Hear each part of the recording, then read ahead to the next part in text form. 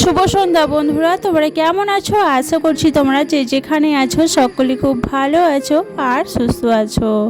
আজ নতুন আরও একটি ভিডিওতে তোমাদের সকলকে জানাই অনেক অনেক ভালোবাসা।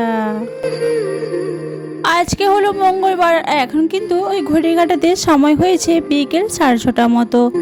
আজকে সকাল থেকে কাজকর্ম করেছি, খুবই আস্তে আস্তে করেছি, মনের জোর নিয়ে করতে পারিনি। কারণ কি বলতো, ওই যে শরীরটা খারাপ, তো শরীর খারাপ হলে বোঝোই তো, কিছুই করার থাকে না, তবুও করতেই হয়। এই যে শহরে কেউ কিছু করার নেই, তো কি করব, করতে তো হবেই। যত কষ্ট, হাজার কষ্টের মাঝেও কিন্তু সংসারের কাজকর্ম করতেই হয়। দুটো বাচ্চা আছে, ওদেরকে রান্না বান্না, খেতে দেওয়া, হাজব্যান্ডকে খেতে দেওয়া, সব কিছুই করতে হয়।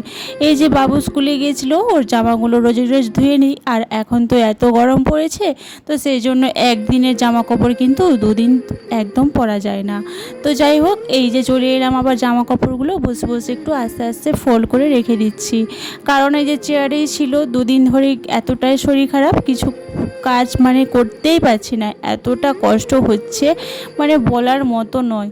মানে পেটে এত অসহ্য যন্ত্রণা আর ব্যথা, আর মুখটা এত মানে খারাপ হয়ে আছে, মানে কী যে করব কিছু বুঝতে পারছি না, ভালো লাগছে না জানো তো।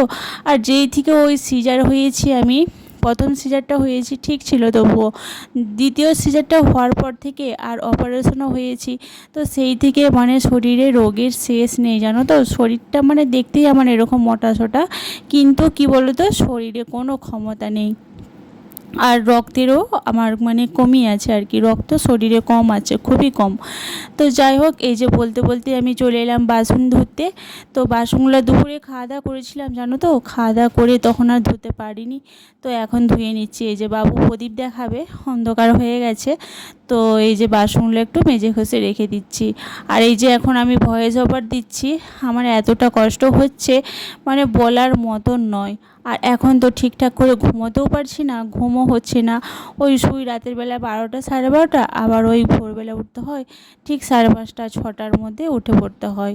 তোমাদের দাদাভাই কাজে যায়। তো যাই হোক, কী আর করবো বলো। তো চলো কাজকর্মগুলো আস্তে আস্তে করি। আর আজকের ব্লগটা কিন্তু খুবই ছোট হবে, তোমরা একটু অ্যাডজাস্ট করে দেখে নিও।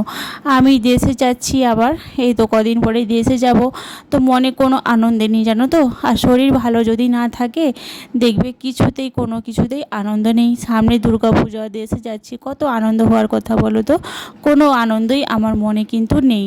তারই মধ্যে এই যে ঘর গোছকাজ করে যেতে হবে, ব্যাগ প্যাকিং করতে হবে, ওখানে যেয়ে ঘর গোছাতে হবে, অনেক কাজকর্ম আছে। তারই মধ্যে যদি আমার শরীরটা যদি না ভালো হয়, তাহলে কে কি করবে, আমি তো ওই চিন্তায় আছি। আর তোমার দাদাভাইও খুব চিন্তা করছে যে তুমি একটা দেশে যাও, দেশে যাও, যে একটু থাকো, থেকে একটু ডাক্তাররা দেখাও। তো ভাবছি আমি এখন থাকবো দেশে, আর তোমার দাদাভাই চলে আসবে, তোমাদের দাদাভাই। তো আমি এখন ভাইফোঁটা দিয়ে তারপরেই আসবো, আমি ভেবে রেখেছি। তো যাই হোক, এই যে রাতের বেলার কোনো ভিডিও শ্যুট করতেই পারিনি, তো আমার জন্য তো ওই হালকা খাবার খিচুড়ি, দলিয়া এসবই খাচ্ছি। আর হাজব্যান্ড ছেলেদের জন্য একটু রুটি পরোটা এসব বানিয়ে দিচ্ছি যা হোক করে। তো এই যে তোমার দাদাভাই এখন কাজে যাবে, একটু পরোটা বানিয়ে দিলাম, কালকে ওই ছোলে বানিয়েছিলাম ওইটাই ছিল। আর এই যে একটু পরোটা আর চা করে দিচ্ছি। তো আজকের এই সকালের খাওয়া দাওয়া। আর বাবু স্কুলে যাবে, বাবুও খেয়ে যাবে, আর তোমার দাদাভাইও খেয়ে যাবে, আর বাবু নিয়েও যাবে। তো চলো, এই যে ঝাড়ু পোছা করে নিয়েছি, চলে এই যে রান্নাঘরে চলে এসেছি। আর আমার এই যে শরীরটা খারাপের জন্য তোমার দাদাভাই একটু আমার পোছাটা লাগিয়ে দিয়েছে ঘরে। তো একা তো বুঝতেই পারছো শরীর খারাপের মধ্যে, তো সেই জন্য তোমার দাদাভাই একটু পোছাটা হেল্প করেছে আমাকে, আর আমি পুরো ঘরটা ঝাড়ু দিয়ে দিয়েছি। তো যাই হোক, আজকে ভিডিওটা এই পর্যন্তই। আবার আসছি একটা খুব শীঘ্রই নতুন ব্লগ নিয়ে। তোমরা খুব ভালো থেকো, সুস্থ থেকো।